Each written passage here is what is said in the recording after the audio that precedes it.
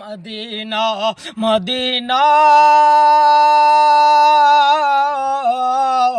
এই আমার আব্বাজানেরা আপনার সামনে বলতেছিলাম মদিনার ঘটনা। এই মদিনা এই মক্কা মদিনার সম্মান কেমনে পড়ে গেল যদি বলো মদিনা, তুমি কিছু বলো না গো মদিনা, তোমার সম্মান এত বাড়লো কি করে? মদিনা বলতেছে শুনো রে, আমার সম্মান কেমনে বাড়লো তোমরা কি জানো নি? দয়ার নবীজি আমার মধ্যে যখন মদিনায় জন্ম হলো রে বাবা, ওই কারণে আমি মদিনার সম্মানও বেড়ে গেল। ওগো মদিনা তোমার এত সম্মান রে মদিনা মদিনা মদিনা। রাসূলে পাক হযরতে নবী মুস্তাফা সাল্লাল্লাহু আলাইহি ওয়াসাল্লাম পয়গম্বর নবী আমার যেই দিন মদিনার মধ্যে আগমন করবে, হযরতে আব্দুল মুত্তালিব দেখতেছে কে যেন আকাশ থেকে বলতেছে, হায়রে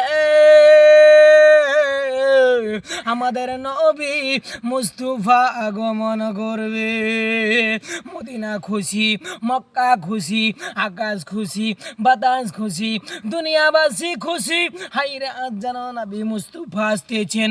সঙ্গে সঙ্গে হযরতে আমিনা বলতেছেন, ওগো আব্বা আব্বা জান আমার নাকি সন্তান হবে আব্বা গো। আমি যখন কুয়ার মধ্যে পানি তুলতে যাই পানি যেন নিচে ছিল ও আব্বা। ওগো আব্বা ওই পানি যেন উপরে চলে এলেন আব্বা গো।